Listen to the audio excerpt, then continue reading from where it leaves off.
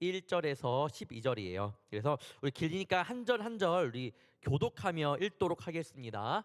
제가 먼저 1절 봉독하도록 하겠습니다. 이에 예수께서 무리와 제자들에게 말씀하여 이르시되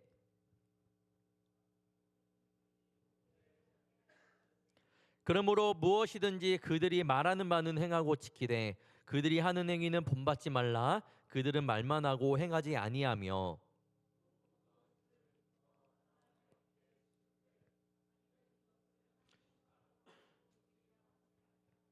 그들의 모든 행위를 사람에게 보이고자 하나니 곧 그 경문띠를 넓게 하며 옷을 길게 하고 시장에서 문안 받는 것과 사람에게 랍비라 칭함을 받는 것을 좋아하느니라.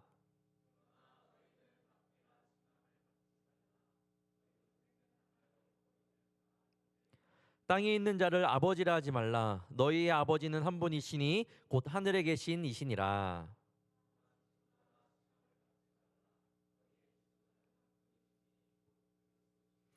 너희 중에 큰 자는 너희를 섬기는 자가 되어야 하리라. 누구든지 자기를 높이는 자는 낮아지고 누구든지 자기를 낮추는 자는 높아지리라. 아멘. 2023년이래요. 2년이나 깎아버렸네요. 2025년 첫 예배를 주님 앞에 드릴 수 있음에 너무나도 감사합니다. 제가 일부 예배 때만 해도 눈이 안 왔는데 일부 예배 딱 끝나자마자 눈이 막 오기 시작해갖고 오늘 눈 때문에 못 온 청년 또한 지금 독감 때문에 굉장히 고생 많이 합니다. 그 다음에 100일에 여러분 조심해야 돼요. 그래서 그것 때문에 못 온 청년이 꽤 많습니다. 아쉽지만 그래도 이 영상을 통해 함께 예배하고 있으리라 믿습니다. 우리 불꽃교회 2025년 표어 주의 말씀을 내 마음에 두었나이다. 저희 2025년 청년부 표어는 성경으로 돌아가자입니다. 여러분 불꽃교회와 청년부의 표어처럼 하나님의 말씀을 왜 우리 마음 가운데 두어야 되고 왜 말씀으로 돌아가자고 왜 외치고 있을까요? 왜 우리가 이렇게 표어를 삼고 2025년 나아가고 있을까요? 여러분 제가 작년 마지막 말씀을 전하면서 이런 말씀을 했습니다. 여러분이 있어야 할 곳은 세상이 아니라 교회입니다라고 많은 문장 가운데 한 문장으로 이렇게 말씀을 했는데 기억나는지는 모르겠어요. 제가 이렇게 한 말 이유는 뭘까? 사실 청년들이 교회보다 세상 가운데 발을 더 담그고 있는 건 사실입니다. 근데 왜 제가 여러분이 있어야 할 곳은 세상이 아니라 왜 교회입니다라고 말을 했을까? 여러분 교회만 사랑해야 되고 교회만 있어야 되고 여러분 그런 뜻이 전혀 아니라는 것을 우리 청년들은 알 거라 믿습니다. 있어야 할 곳은 세상이 아니라 교회. 즉 여러분 교회에서 가장 중요시하고 우선시하는 것이 무엇인가요? 바로 예수 그리스도입니다. 예수님을 더 알아가기 위해 우리가 찬양도 하며 기도도 하고 말씀을 듣습니다. 그 말씀을 듣는 곳이 바로 교회예요. 즉 여러분이 있어야 될 곳은 세상이 아니라 교회입니다라고 말한 것은요. 세상 속에서도 여러분들의 마음이 교회가 중심이 됐으면 좋겠다라는 그런 마음으로 말씀을 드렸습니다. 세상 가운데 있더라도 주의 말씀을 가지고 예수님의 자녀로서의 그 마음을 잃지 마세요라는 마음으로 그렇게 이야기를 한 겁니다. 어느 때보다 누구보다도 말씀을 뜨겁게 사랑하며 그 말씀 가운데 훈련이 되는 그런 2025년이 되기를 간절히 원하고 여러분들도 그런 마음으로 기대함으로 나가는 그런 한 해가 되기를 바랍니다. 여러분은 그 말에 힘이 있다고 믿으시나요? 말에 힘이 있다고? 보통은 다 동의할 거예요. 맞아, 말에 힘이 있습니다. 왜냐하면 내가 누군가의 말 한마디 때문에 상처를 받은 적이 있고 알게 모르게 내 말 한마디 때문에 누군가에게 상처를 준 적도 있을 거예요. 더 나아가 그러면 하나님의 그 말씀에는 힘이 있을까요? 없을까요? 힘이 있습니다. 여러분 하나님의 그 힘 있는 말씀을 그러면 내 마음에 두기 위해서는 어떤 전제가 필요할까요? 하나님의 말씀에 힘이 있다라는 것, 능력이 있다라는 것을 믿어야 돼요. 주의 말씀을 내 마음에 두었나이다. 그냥 말씀을 읽고 내 마음 가운데 묵상하는 정도로만 끝나는 것이 아니라 여러분 이 말씀들이 내 마음 가운데 힘이 되기 위해서는 하나님의 말씀에는 힘이 있고 능력이 있다라는 것을 전제로 깔고 우리가 가야 돼요. 믿고 가야 됩니다. 2025년 정말로 전심을 다하여 주님의 말씀 가운데 나아갈 때에 하나님께서 여러분의 삶을 변화시켜 주실 줄 저는 정말로 믿습니다. 그런 복된 귀한 2025년 한 해가 되기를 바랍니다. 말씀을 통해 내 자신을 돌아보는 시간이 되기를 원합니다. 그래서 먼저 주의 말씀을 내 마음 가운데 두기 위해서 어떻게 해야 될까? 첫 번째, 하나님의 마음을 알아야 됩니다. 하나님의 마음을 알아야 돼요. 사람과 사람의 관계에서 제일 많이 싸우는 이유가 무엇일까요? 왜 많이 싸울까요? 관계 때문에? 관계 안에서 많은 이유들이 있겠지만 사실 잘 들여다보면 상대방의 마음을 잘 이해하지 못할 때 싸웁니다. 보통 그래요. 무언가 나에게 말을 하는데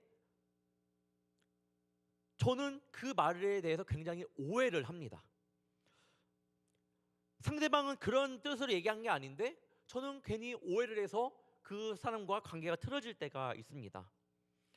때로는 나도 상대방의 진짜 마음을 모르고 상처 주는 말을 할 때가 있습니다. 연인 사이가 될 수 있고 친구 사이, 부모님과 자녀의 관계, 이렇게 서로 간에 그 마음이 있더라도 서로의 진심이 담긴 서로의 그 마음을 모를 때 싸울 때가 있다라는 거예요. 여러분, 우리가 신앙이 무너질 때도 이와 비슷합니다. 신앙이 무너지는 이유도 이와 비슷해요. 하나님의 말씀 가운데 서려고 하지만 그 말씀대로 이루어지지 않는 것 같습니다. 즉, 구하고 찾고 두드리면 열려진다고 하는데 그렇게 열리지지 않는 모습 가운데에 하나님은 왜 저렇게 말씀하셨을까? 이해가 되지 않아요. 오히려 더 악화되는 경험할 때 하나님의 말씀이 힘이 없나? 때로는 오해할 때 있다라는 거예요. 여러분, 그럴 때가 있지 않나요? 성경을 보면서 이렇게 말씀이 이런데 왜 내 삶이 이러지? 라고 그렇게 오해할 때가 있나요? 그때 나를 향한 하나님의 원대한 계획이 있다 한들 여러분, 때로는 나의 잘못된 판단 때문에, 오해 때문에 하나님의 마음을 내 마음대로 단정 지을 때가 있습니다. 하나님은 내 기도를 들어주시지 않는구나. 하나님은 이 땅 가운데 이 세상과 없구나. 내가 하나님의 마음을 제대로 알려고 노력하지도 않고 내가 하나님의 마음을 스스로 판단하고 오해합니다. 결국 이러한 생각들은 여러분 어떻게 되냐? 교회를 떠나게 만들어요. 하나님을 불평하고 불만을 갖게 만듭니다. 하나님을 떠나요. 교회를 떠나고 실상 그런 청년들은 교회에서 믿음 생활을 하더라도 사실 빛 좋은 개살구의 그런 모습으로 신앙생활을 하고 있는 거겠죠. 여러분, 서기관들과 바리새인이라고 많이 들어봤을 겁니다. 성경을 보면 서기관과 바리새인들 막 얘기 많이 들어봤을 거예요. 모르지 않을 겁니다. 그들의 특징이 무엇일까? 그들의 특징은 하나님의 말씀을 몰랐던 자들이 아닙니다. 이들은요, 하나님의 마음을 몰랐던 자들이에요. 그러다 보니 하나님의 마음을 자신의 지식으로 해석하다 보니 결국 하나님의 말씀을 자신 마음대로 적용하며 살았던 인물입니다. 우리가 성경을 보면 때로는 성경을 보면 이 바리새인과 서기관들 하나님을 잘 모르는 사람이구나 정도 생각할 수 있지만 굉장히 말씀 가운데 해박한 지식이 있는 사람들이고요. 하나님에 대해서 아주 뚫고 있는 사람이에요. 정말로 어떻게 보면 그 누구보다도 하나님 말씀에 진짜 하나님 말씀을 정확히 알고 있는 그런 사람입니다. 하지만 이들은요, 하나님 말씀을 너무나도 잘 알았기 때문에 반대로 너무나 삐뚤게 나간 모습이 그들에게 많았습니다. 마태복음 23장 2절을 메시지 성경으로 이렇게 말하고 있습니다. 종교학자와 바리새인들은 하나님의 율법에 관해서라면 유능한 교사들이다. 모세에 관한 그들의 가르침을 따른다면 너희는 잘못된 일이 없을 것이다. 그러나 그들을 따르는 것은 조심하여라. 그들이 말은 잘하지만 그 말대로 살지는 않는다. 그들은 그것을 마음에 새겨 행동으로 옮기지 않는다. 모두 겉만 번지르르한 가식이다. 우리가 주님의 말씀을 읽으면서 그 안에 담겨있는 진짜 하나님의 말씀을 알지 못하면요, 우리가 하나님의 말씀을 왜곡하기가 굉장히 쉽습니다. 굉장히 하나님의 말씀, 하나님의 마음을 오해하기가 쉬워요. 이 예화가 하나님의 마음이 저는 잘 드러나 있다고 생각을 합니다. 어떤 마음이냐? 마태복음 20장에 보면 포도원의 품꾼들이라는 예화가 나와요. 천국의 비유를 통해서 나오는 예화인데 내용은 이렇습니다. 포도원 주인이 품꾼들에게 하루 한 데나리온씩 약속한 거예요.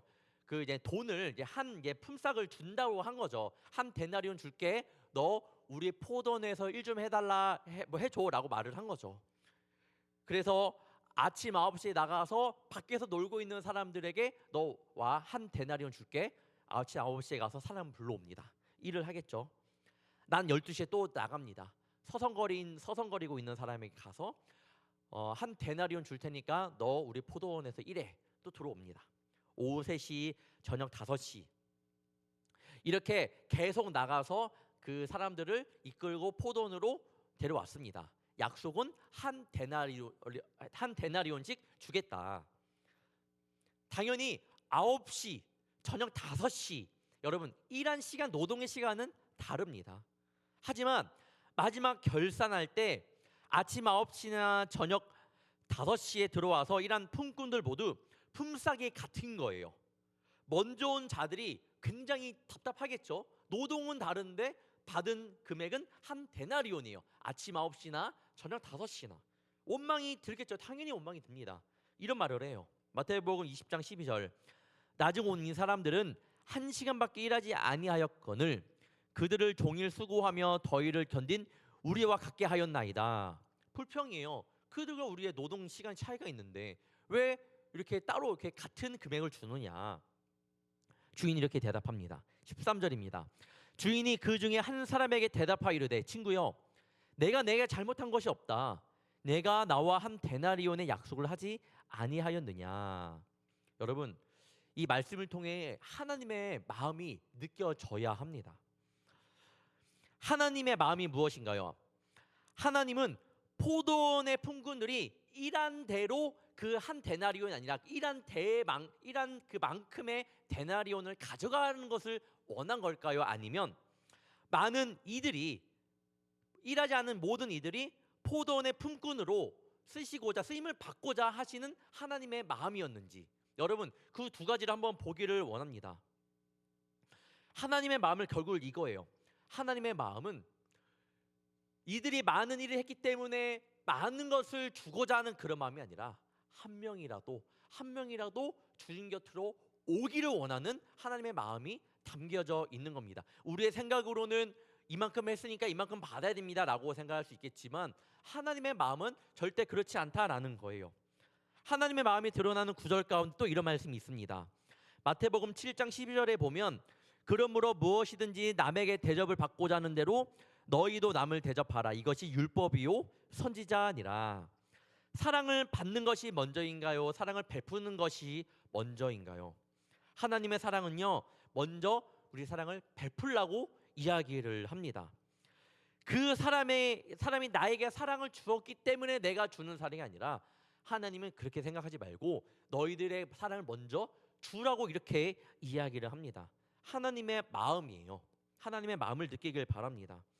마지막으로 하나님의 진짜 마음이 보여지는 이 말씀, 너무나도 잘 아는 말씀이지만 이 말씀을 다시 한번 여러분에게 봉독해 드리도록 하겠습니다.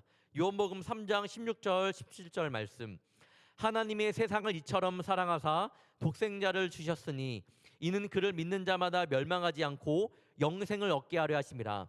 하나님이 그 아들을 세상에 보내신 것은 세상을 심판하려 하심이 아니요 그로 말미암아 세상이 구원을 받게 하려 하심이라. 이어서 이사야 1장 18절 말씀 보겠습니다. 여호와께서 말씀하시되 오라 우리가 서로 변론하자. 너희의 죄가 주홍 같을지라도 눈과 같이 희어질 것이요 진홍같이 붉을지라도 양털같이 희게 되리라.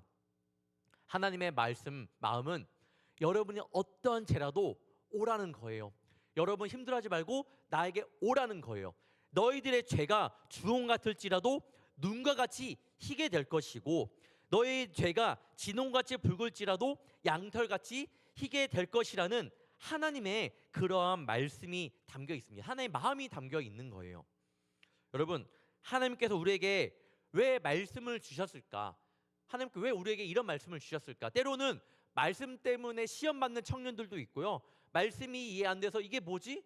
라고 하면서 오히려 이해 못하는 청년들도 있습니다. 여러분, 하나님의 말씀은요, 여러분을 헷갈리게 하려고 하는 그 목적도 아니고, 여러분의 앞길을 막아서려는, 여러분의 말씀 때문에 시험 들게끔 하려는 그런 목적도 아닙니다. 그런 의도도 아니에요. 여러분을 힘든 고난의 길로 이끄는 것이 하나님의 말씀이 되어서는 절대 안 됩니다. 누구든 하나님의 말씀을 따라 사는 것이 때로는 세상 가운데 제약을 줄 수 있지만, 주님의 말씀은 오히려 그 말씀대로 살아갈 때 하나님께서 우리에게 정말 자유가 무엇인지 알려주기를 원하신다라는 거예요. 진짜 사랑이 무엇인지를 알려주기를 원하십니다. 진짜 우리가 찾는 자유, 우리가 정말 원하는 것. 우리 맨날 늘 죄 가운데 나가면 죄 때문에 여러분 힘들잖아요. 또 죄를 지었네. 그렇지, 나는 역시 똑같은 사람이지. 이렇게 생각할 때가 많단 말이에요. 여러분, 하나님의 말씀은요, 말씀 읽을 때 그런 여러분의 죄 가운데에서 얽매이지 않고 죄 가운데서 자유를 선사하기 위해, 선물 주기 위해 하나님께서 우리에게 말씀을 주셨다라는 사실을 꼭 기억하기를 바랍니다. 여러분, 두 번째, 그러면 하나님의 마음을 알면 어떻게 돼요? 그 자리로 나아가야 합니다. 하나님께서 우리를 나를 위해서 사랑의 말씀을 주셨다라고 하면 그 말씀 가운데로 우리가 나아가야 됩니다. 결국 하나님께서 우리에게 하나님의 율법과 그 말씀을 주신 이유는 하나님의 자녀로서 잘 살아가기 위함입니다.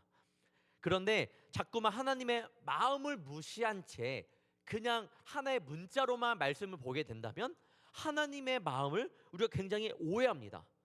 어떤 일이 벌어져요? 계속 말씀드렸던 것처럼 그 말씀이 나에게 짐이 됩니다. 나를 억누르는 그런 말씀이 됩니다. 제가 초등학생 친구들이랑 이야기를 하다 보면 이런 이야기를 합니다. 너 잘 때 베개 어떻게 베고 자? 그러면 저는 높은 베개 베고 자요. 저는 낮은 베개 베고 자요. 이렇게 얘기를 하거든요. 저는 왜 이런 말을 하느냐? 제가 좀 거북목이 조금 있어서 뭐 누구나 다 많겠지만 잘 생각해 보니까 스마트폰 이전에 제가 높은 베개를 많이 베고 잤던 기억이 있더라고요. 그때부터 약간 목에 조금 많이 무리가 갔던 것 같아요. 그래서 아이들에게 계속 그렇게 이야기하면서 절대로 높은 베개에 베라고 하지 않습니다. 그래서 저는 아들한테 다른 건 몰라도 엄하게 할 생활 몇 가지를 정해 놓았거든요. 첫 번째, 베개 높게 베고 자지 않기. 두 번째, 손목 관절 꺾으면서 떡뚝 소리 나잖아요. 그거 절대로 하지 말라고 이야기를 할 거고, 세 번째는 TV를 앞에서 보지 못하게, 그렇게 엄하게 할 예정입니다. 왜냐면 그 초등학교 2학년 때부터 안경을 썼거든요. 그 이유가 앞에서 TV를 앞에서 너무 많이 자주 봐갖고 당연히 어머니가 보지 말라고 했죠. 근데 그 장난스러운 마음 가운데 항상 엄마 안 볼 때 나가서 앞에 TV 보고 막 그랬기 때문에 안경을 좀 빨리 쓴 편이에요. 그렇기 때문에 후회를 굉장히 많이 합니다. 왜 그렇게 말을 해요? 그때는 그게 굉장히 좋아 보이는데 그 습관들이 굉장히 안 좋은 것을 알았기 때문입니다. 아무리 그렇게 이야기한들 아들이 실제로 그것 때문에 일어나는 불편한 상황을 모른다면 어떻게 해요? 때로는 아빠가 이렇게 말하는 것이, 때로는 이게 모든 것이 그 잔소리처럼 들릴 수 있겠죠. 질풍노도의 시기에는 아빠 나 잘하시지라고 반문할지도 모릅니다. 하지만 제가 이렇게 말하는 이유는 자녀를 사랑하는 마음으로 하는 거잖아요. 하나부터 열까지 통제가 아닌 정말 사랑하니까 그렇게 말을 하는 거잖아요. 저는 그 마음이 있잖아요.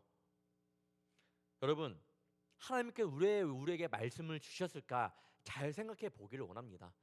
여러분들의 짐을 지어주기 위해서, 여러분들의 말씀 때문에 때로는 시험에 들기 위해서 이렇게 하지 말라 이렇게 했는데 내가 죄를 지었네?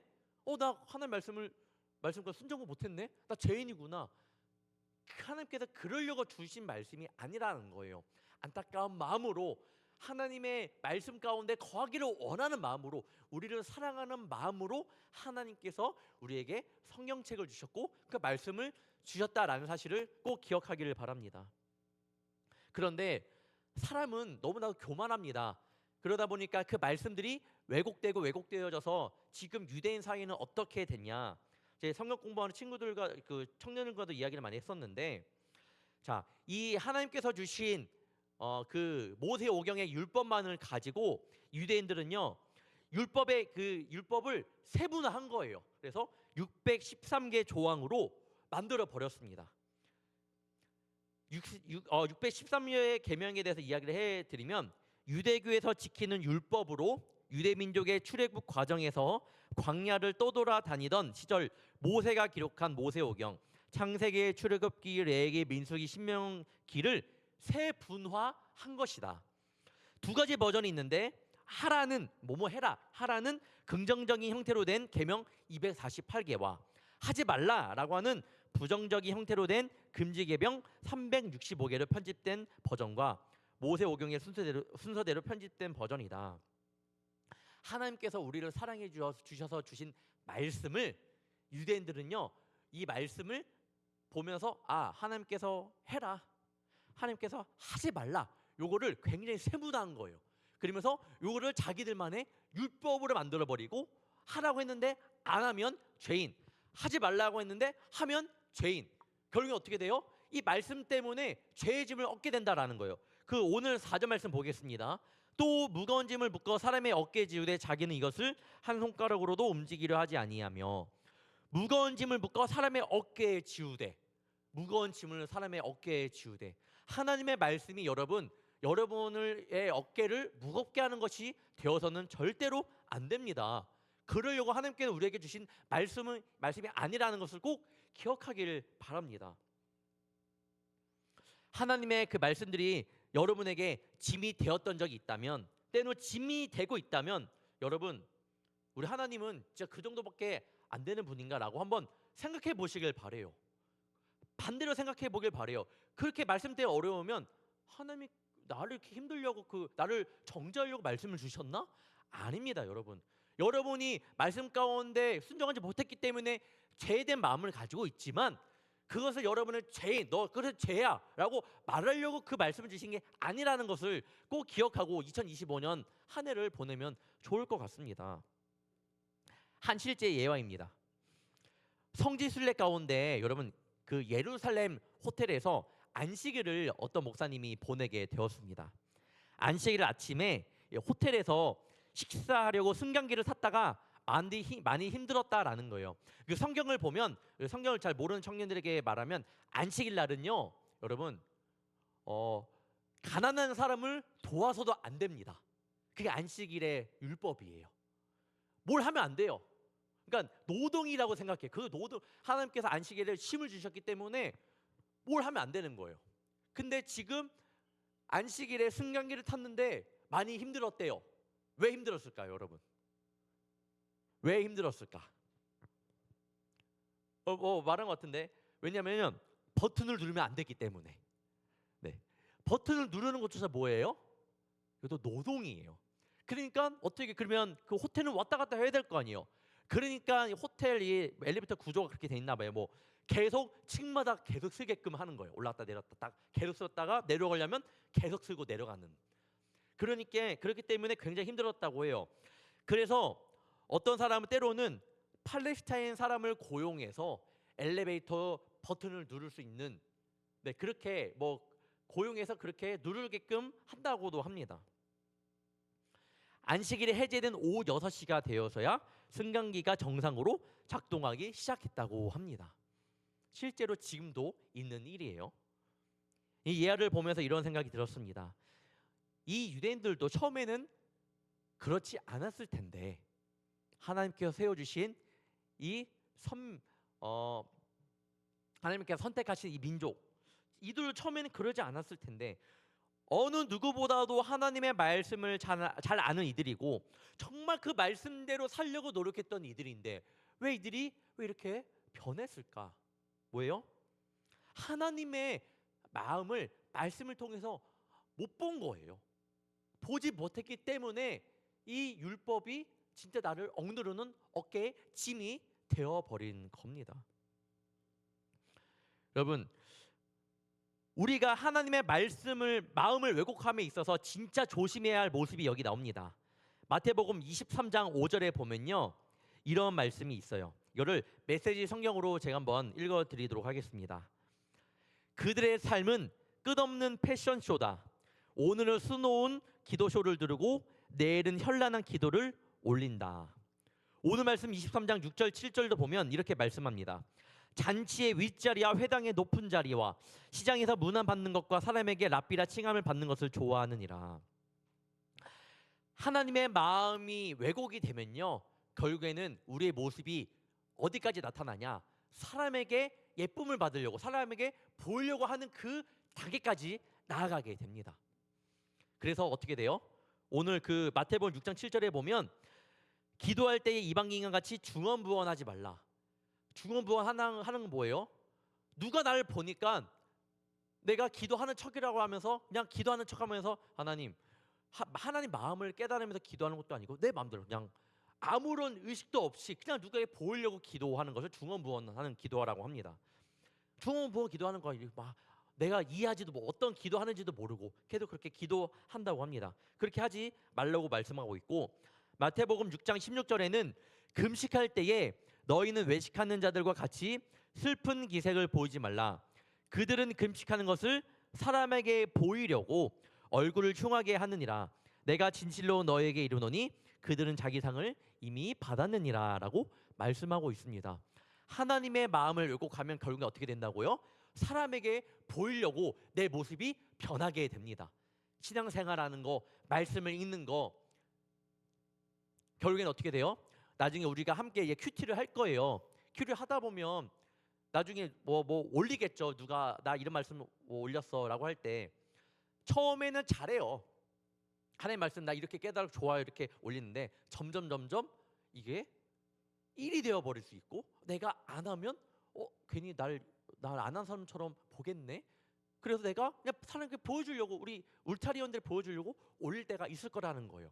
하지만 하나님 말씀은 여러분을 얽매는 게 아닙니다. 네, 그때는 솔직하게 못하면 못했다고 이야기하는 게 좋지, 여러분 그런 것 때문에 여러분의 마음을 조금 어렵게 정죄하지 않기를 간절히 원합니다. 세 번째는 낮은 자가 되어야 합니다. 하나님의 말씀을 내 마음에 두기 위해서는 결국 낮고 낮은 자가 되어야 돼요.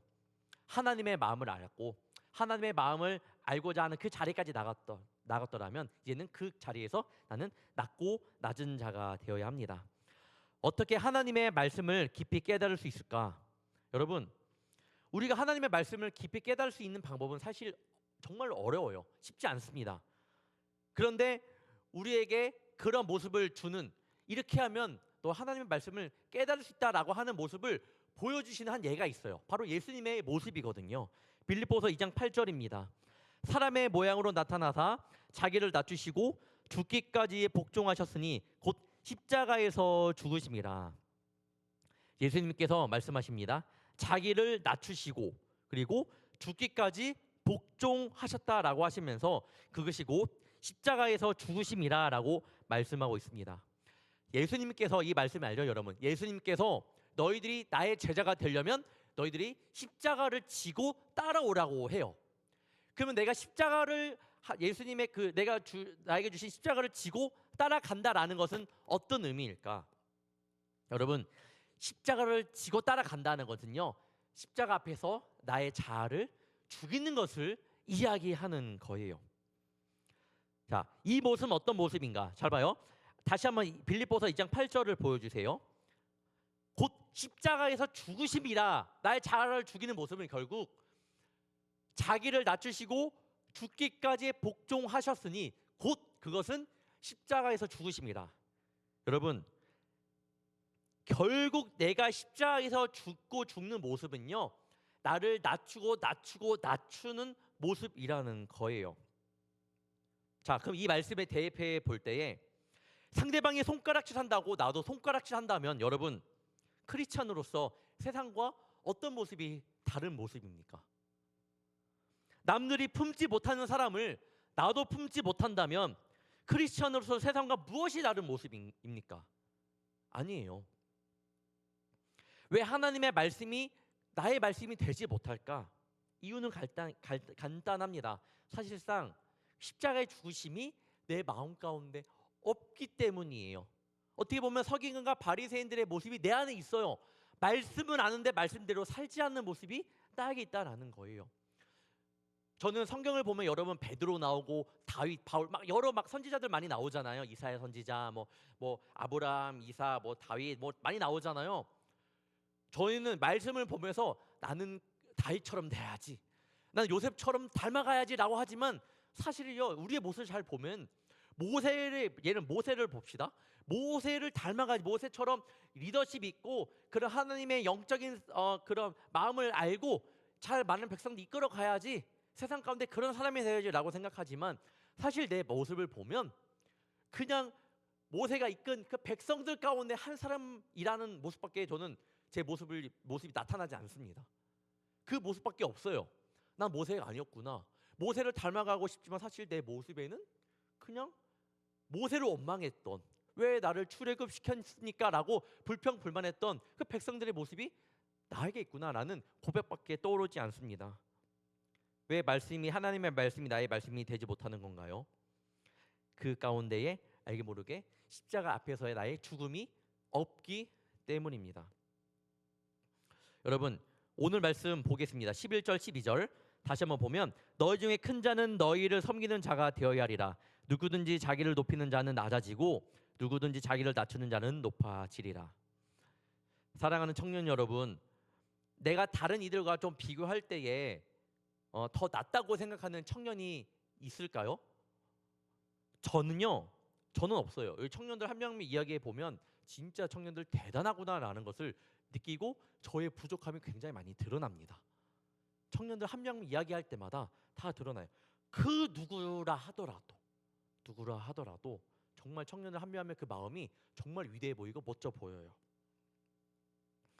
여러분, 나는 주님의 마음을 이해하지도 못하면서, 나는 주님처럼 그렇게 낮아지지도 못하면서 내가 어떻게 주님께 기도할 때에 주님의 마음을 이해하면서 주님의 뜻을 기다리면서 기도할 수 있을까요?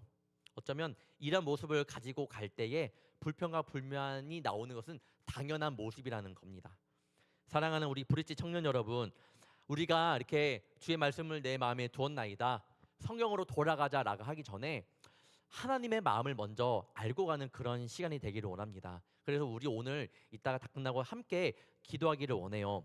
그때 기도하며 나갈 때에 하나님의 마음을 먼저 아는 귀한 주님의 자녀가 되게 해주세요. 예수님께서 죽기까지 복종하시면서 십자가에 죽으신 그 사랑을, 그 마음을 나도 본받기를 원합니다. 내 자아를 죽이고 하나님 앞에서 정말 거룩하고 신실한 자녀로 살아가게 하여 주옵소서라고 기도하기를 원합니다.